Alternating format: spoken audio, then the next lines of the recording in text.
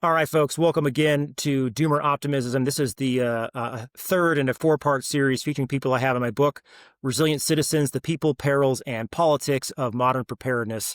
I'm Dr. Chris Ellis. Just once again, I am representing myself in my personal capacity today. I do not represent the Department of Defense or my current command, but today we have Jonathan Rawles. Jonathan earned his Bachelor of Science in Mechanical Engineering from Montana State University. He is the author of Survival Retreats and Relocation and also the author of Red State Relocation Guidebooks. He is the co-founder of SurvivalRealty.com and Survival Realty Brokerage Services. And I first heard about you a few years ago by name when your dad announced that you were doing this Survival Realty show. So Jonathan, welcome, and thanks for coming on Doomer Optimism. Thanks. Really big. Glad to be here. Glad to have this discussion today. Looking forward to it. Fantastic. So first question, your dad's kind of a big name, James Wesley Rawles. He's one of the giants of the modern preparedness movement. He's the author of Patriots. That's his best-known nonfiction book, or correction, fiction book. And then he's got some nonfiction work as well, How to Survive the End of the World as We Know It. And he also runs survivalblog.com. You mentioned when we did the interview for this book that your dad was more of a nuclear war bunkers kind of guy, but you're more of a slow collapse-minded individual. Why is that? Yeah, so I think actually the way you lay it out in your book with the homesteaders, sentinels, interdependence, Noah faithful, I think that's a really great paradigm, and it really do a good job of kind of explaining some of those different emphases. So yeah, he would very much fit into the homesteader sentinel mindset, very oriented towards liberty and self-sufficiency on a practical, back to the land kind of mentality. So a lot of his efforts, the family's efforts with the family property, are oriented towards establishing as close to full self-sufficiency as we can, and that's supplemented with things like bulk grain storage and just logistical prepping. For myself, I grew up with all that, so that all feels like second nature to me. I've worked extensively with people in the real estate world that are either looking for bunker type properties, homestead type properties, or extremely remote properties. But I'm also balancing that with the fact that I grew up in this. I grew up not just with the experience the boomers had growing up, my dad's generation, where they still lived in a fairly functional society, America as it was, California as it was. I'm growing up in the aftermath of that, where a lot of the collapse has been a societal collapse, a cultural collapse. Even if we haven't seen a economic collapse, we're seeing the economic ramifications, but not a catastrophic economic collapse. And we're having to live with that. I'm having to think about the next generation. I had a pretty solid experience growing up, but it's an even more challenging situation economically, culturally, socially for the next generation. And that's taking a dominant position in my thinking and how I'm evaluating things. Okay. I mean, this is interesting because you're definitely the of the four folks I'm having on, you're definitely the youngest. And so having that mindset is interesting. That generational discussion I've had with my own kids who are in their 20s. I've had with others as well, just this week alone. So regarding that, what other concerns or opportunities do you see in the near future for America or other parts of the world? I mean, you did talk about kind of these generational differences, the difference between the baby boomers and how they had this post-World War II lifestyle, which I do argue is an absolute anomaly. We're kind of reverting to the mean. But what other concerns or opportunities do you see right now? Yeah, so I think you have to question, did we win the Cold War or not? We, you know, we still have a functioning democracy, as many people would consider it. But again, that social cohesion, those assumptions that were in play in the 60s really were worn away through the 70s, through the 80s, and into the present day. So, my dad has, his stories of, growing up riding around on his bicycle, shooting rabbits, enjoying the farm country in California. I grew up in the suburbs in California, where I was one of the few English-speaking kids in the neighborhood. And then we moved up to the inland Northwest, where I got to go back to that in some sense.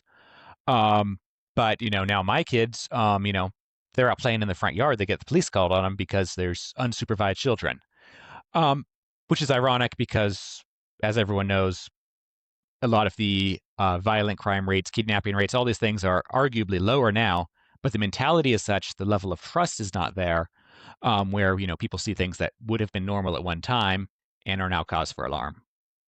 So would you say that just a part of this is that the preparedness-minded individuals, the preppers, the resilient citizens, etc., are still ostracized a bit because they represent a freedom level that is outside of the Overton window of those that like a bit more safety as a bit more kind of zoo animal lifestyle. Yeah, very much so. I think, just the level of risk aversion, um, people obviously like to stereotype preppers and survivalists as, being the people that are really worried about risks. But yeah, when kids can't play outside because that's considered too risky, at that point you have to wonder, has something actually gone wrong here in society as a whole? And what have we lost? Things are not the same. This is not the same world that the 50s and 60s were, and something's gone wrong. It's interesting you bring that up. I mean, there's this overall safetyism. I'm a child of the '80s. I was born in the '70s, and on a Saturday morning, as long as I was back by dinner, my mom had no clue where I was at. I lived in a town of about 20 or 30,000, had a college there. And sometimes I'd spend my time on the college campuses playing with the science fiction fantasy club. We'd be playing games like Nuclear War or Dungeons and Dragons or whatever. And again, as long as I was home by 5:30, my mom had no clue where I was at all day long. There's no cell phones, no nothing. And I could bike anywhere in that city. Do you think that is once again, is the overall zeitgeist, for lack of a better term, an anti-resiliency stance or just more of a dependency upon the government or something else entirely? I think it's something like that. So I mean, yeah. So the boomers grew up during this, quasi idyllic time, but then you go through the trauma of the 70s, and violence far beyond any of the George Floyd riots. And so there, and then combine that with 9/11 and all the other national crises we've been through. I think that has created that safety mindset, even where the risk is not necessarily there on a day-to-day level. And then the systemic risks, the real big risks, the X risks, just get completely ignored because no one wants to think about that. I put a portion of this in my book, Resilient Citizens. I didn't fully draw this out. Had to truncate certain things, but I basically wrote up, for lack of a better term, the four horsemen of the American apocalypse, and it touches upon what we're talking right now. But I also talked about the four pathways back as well. I won't cover that now, but it's just interesting that you're hitting on some of the themes that I've been working on that kind of got made it to the bone pile of the book. But moving a little bit to being more positive here. So, from what I know of you in your life, you kind of exhibit the traits of one of the five resilient citizens heuristics that I utilize, and that's I call the interdependent. The interdependent are basically your really good neighbors. They prioritize the community. They help each other out. They're very knowledgeable. They take small scale threats and hazards and negative things that happen in life's disasters as basically training events. They don't wish for these things to happen, but when they do happen, they have a growth mindset for it, and they're very dependable individuals. So talk to me about your books and kind of your website, Survival Realty. How do you see those things increasing resiliency, or how do you see yourself as an interdependent as one of your motivations? Yeah. So working with Survival Realty, a lot of what we do is very rural property. And that, in a lot of ways, those rural properties, rural neighborhoods lend themselves much more to interdependence than if you're living in an apartment or living in the suburbs, because there's that. For one thing, there's a greater level of trust. You know who belongs in your community. You're not being completely overrun by a massive population. Um, and so along with that, you get to know your neighbors, you get to work with them. I live and work in the suburbs in a small city, so I don't get to experience that on day-to-day basis. My parents do in their small, very small rural community. So then the other piece that goes into is this idea of having to, in our day-to-day life, try to rebuild some of what's missing when we are in a world where purpose and belonging are largely missing for most people. That sense of psychological well-being, of knowing who you are, who your community is really missing, and that's something that kind of has to be intentionally, um, almost awkwardly rebuilt, very purposefully, when it should be something that's just natural. Okay. Would you say that then there's an optimal, a sweet spot for a population for a community or a town or a city?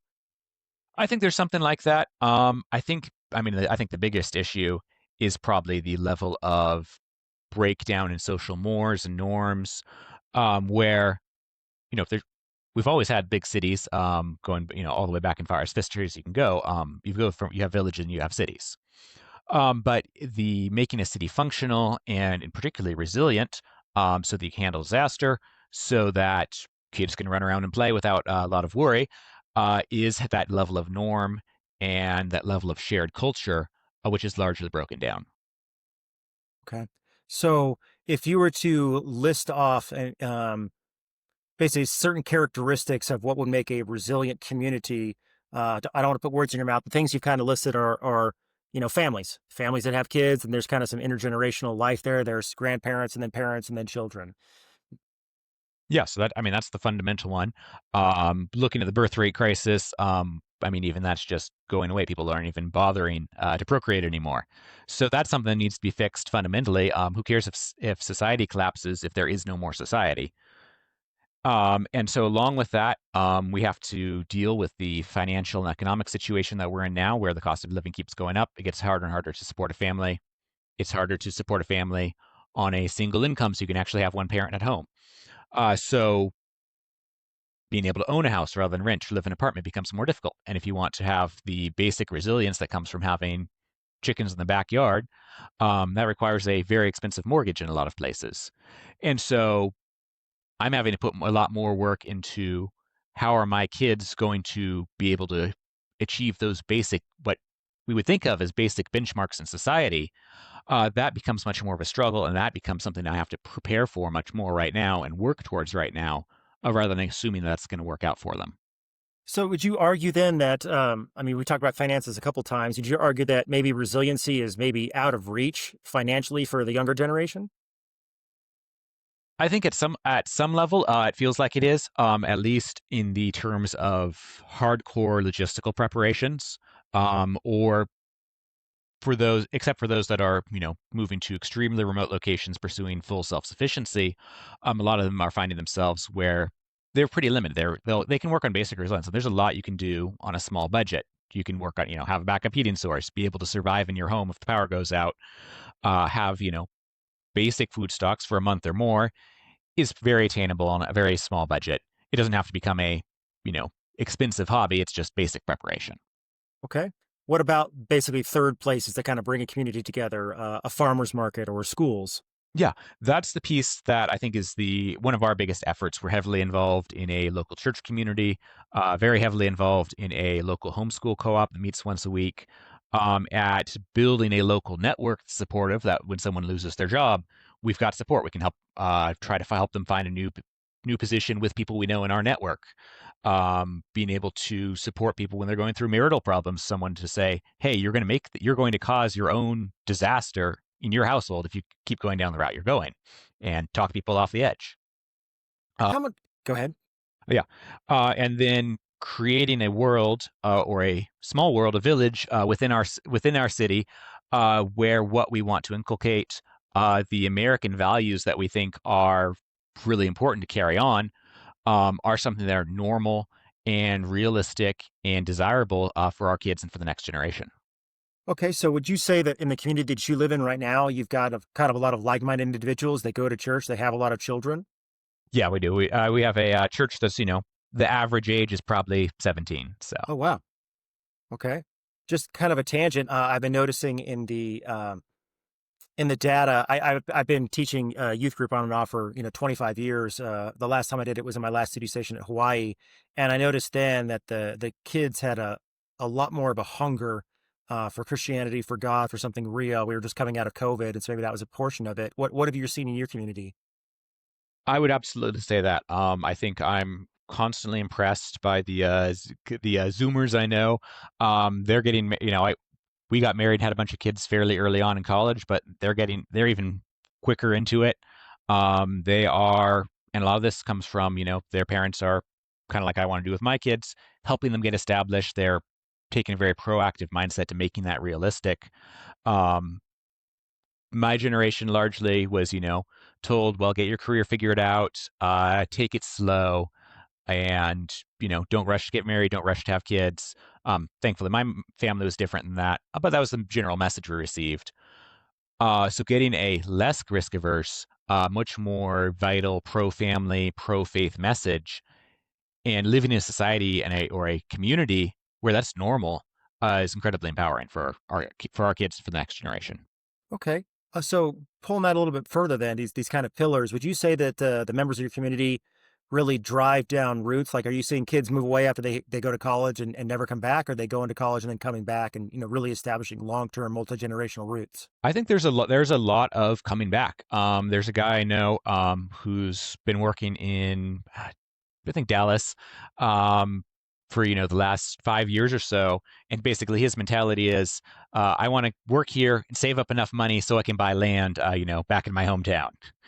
And I'm seeing that. I've got other friends, a couple different ones where all the siblings have kind of migrated back.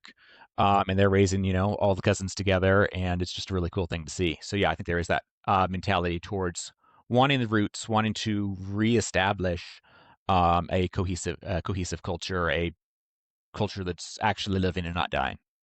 Yeah, I'm seeing that anecdotally. I haven't seen statistical evidence yet of it as far as Yeah, Americans moving less, but again, I've seen it anecdotally. Okay.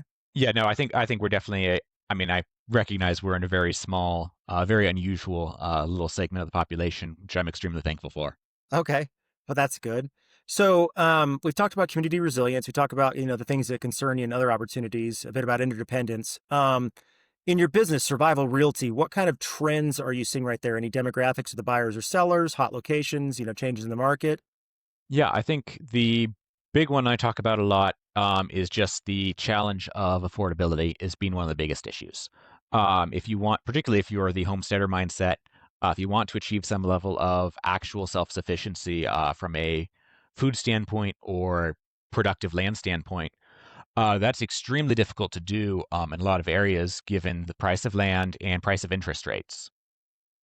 Um, so if you're looking at that direction, that's got to be one of your prime considerations is how do we do this in a way that's sustainable? If you're in a high cost area, particularly say the inland Northwest, parts of Texas, anywhere in the Northeast, the cost of real estate, the cost of housing, the cost of the land is going to mean that self-sufficiency from an economic standpoint, let alone just from a productive land standpoint, is going to be basically unattainable unless you have a off-farm source of income Hmm. just to be able to keep the farm. Yeah. So that just becomes a huge piece. That becomes a huge piece. So if you're wanting to pursue the self-sufficiency, I'm seeing a lot more people stick with the more affordable parts of the South, more affordable parts of the Southwest. Um, some parts of the Northeast, some parts of the Midwest are still have pretty good affordability options. But that's got to play into it more than just choosing the ideal climate. It's got to be somewhere you can actually make it work. Are you Are you seeing the older generation, the older boomers who just don't want to run the farm anymore, basically opening up a transfer of their property to someone else who wants to kind of apprentice for a year or two? Are you seeing that at all? Yeah, I would definitely say we have seen that. Either people that are selling off a portion of the property, kind of with the idea of freeing up some of the capital because capital is so hard to manage right now, um, or people that are really looking for that next generation to take over the property. We've got a lot of places on Survival Realty where people have put 20 plus years of work into this property, developed some incredible off-grid, totally self-sufficient homesteads. Um, but yeah, again, the local real estate market on Zillow or Realtor.com, you're not necessarily going to find the buyer that's going to appreciate that. So that's been one of the best things I've seen is being able to facilitate that, where you get these families that are wanting to move on to a more self-sufficient property, pursue that lifestyle, that are actually able to, find a place that's already well developed and to see that work not just be lost, not go to waste, but be passed on to someone that can really benefit from it and appreciate it. I'm seeing the same thing across. Again, these are all anecdotes right now. So Mhm. again, I don't have data to prove this, but my mother-in-law sent us a property near where she lives, and it's just outside of a town that's maybe 15,000 max, and it's a blueberry farm, and it's 5 acres. It's not Mhm. massive. It's definitely manageable by a couple with a young family, and but they're doing the same thing right now. They're like, hey. Please, before you buy this place, come over here. We'll basically apprentice you for a bit so that this blueberry farm can continue for the community because it's one of those you pick, you share blueberry farms. Um, I get these are the kind of anecdotes that again I can't prove things, but I just find very fascinating. What's the most interesting property you've seen in your searches? And every single one is truly unique. The most unique ones are the ones that are the truly hand built properties. Those are kind of hard to come by these days. In the world of mortgage standards and building codes, you still got the ones that are fully handmade, handcrafted down to the hand laid stone foundations, cob and cordwood construction, where every single thing has been done for that person. Uh, and they've done it, piece by piece with pieces they've acquired over time. Uh, those properties are just they're really hard to sell. I'll be honest, Yeah. because they are so truly unique. But they're just fascinating properties just to see the level of workmanship that goes into them and the level of creativity that's displayed in them compared to what you see, tract homes and everything Okay. else. So it's not exactly. It's not the 3D printer models that are just everywhere. They're just changing the paint job. It's actually truly they were made with love, or at least with craftsmanship. Yeah, Okay. yeah, absolutely. Are there any where you've really took just some inspiration? You've seen it and like, okay, wow, I'd love to have that in the near future, and or it's a stretch goal. Yeah, I think I would say the thing that I think is really appealing, it's not very common, is seeing people that want to, again, getting back to some of the more traditional forms, more traditional practices as far as with architecture, with lifestyle, with how they develop property. Because anyone can go take 5 acres and drop a two by six house on it, and put a driveway up the side of the mountain, and it doesn't fit, it doesn't work.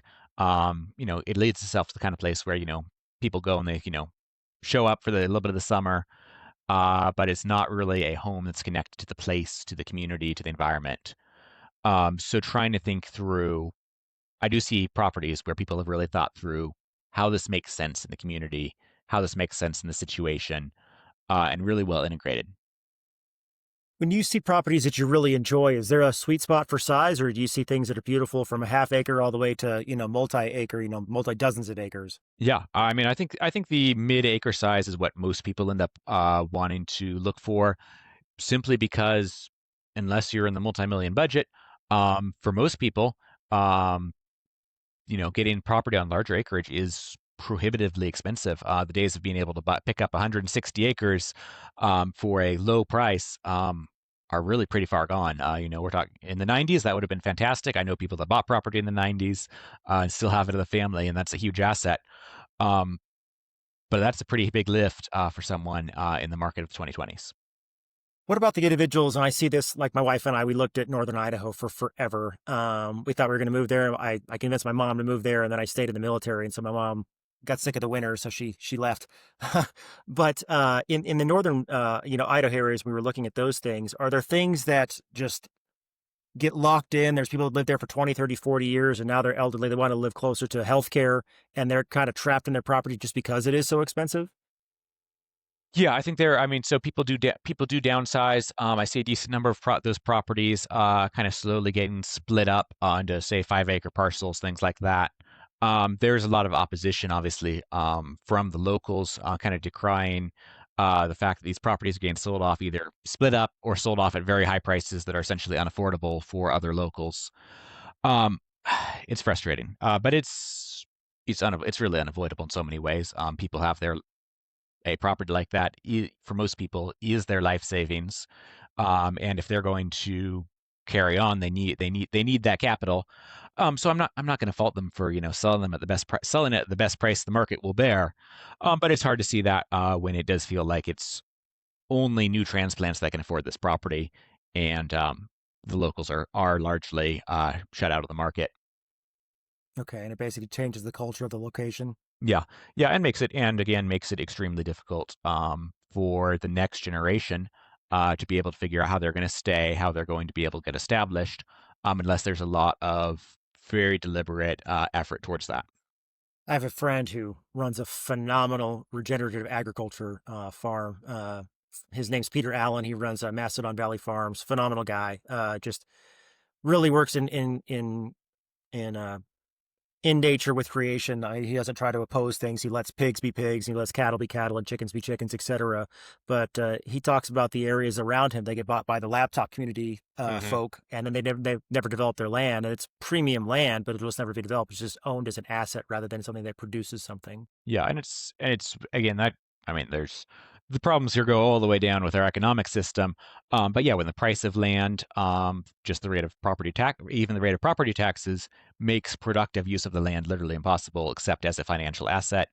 Um, it is discouraging. I sympathize with why people get so discouraged about it. I feel at times too. Um, we're in a system that makes it financially infeasible to actually use land in a way that's beneficial, which is really frustrating. To end a little bit more on a positive note, I got a couple questions for you. The first is that how would you say people can be encouraged to be more interdependent upon each other? What activities and mechanisms would you like to see to just improve our resiliency as a community? Yeah, I think a lot of that goes to an aspect you highlight, developing agency, developing this idea that we cannot just bemoan the state of the world, how bad things are, how dangerous things are. Um, we can't fix the entire nation, but we can fix um, our community. We can fix, or even a subset of our community. We can start to establish some of the things that we want to see, establish the norms of getting our kids together, getting a scouting or trail life group together, where we can start to instill some of those values where risk aversion is not what's taught, where they can actually get models of uh, being willing to risk, being willing to try new things, the positivity that's really needed to keep things going, the so much of resilience, being able to survive, whether it's just in a challenging world or whether it's through a disaster, is going to be that mindset of vitality, that mindset of positivity, that mindset of optimism for the future. And if we can inculcate that and develop that in ourselves, uh, then any disaster is much more survivable. And without that, it's really kind of pointless.